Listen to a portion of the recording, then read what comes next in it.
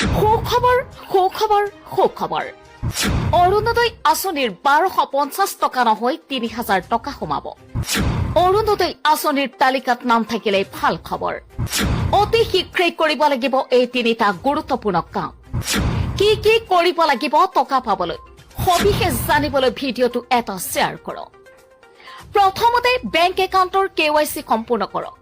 আপোনাৰ সংশ্লিষ্ট বেংক শাখাত গৈ KYC Know Your Customer প্ৰক্ৰিয়াটো অতি শীঘ্ৰেই সম্পূৰ্ণ কৰক। ইয়াৰ দ্বাৰা চৰকাৰী ধন একাউণ্টত সোমোৱাত কোনো বাধা নাথাকে। দ্বিতীয়তে মোবাইল নম্বৰ সক্ৰিয় ৰখা।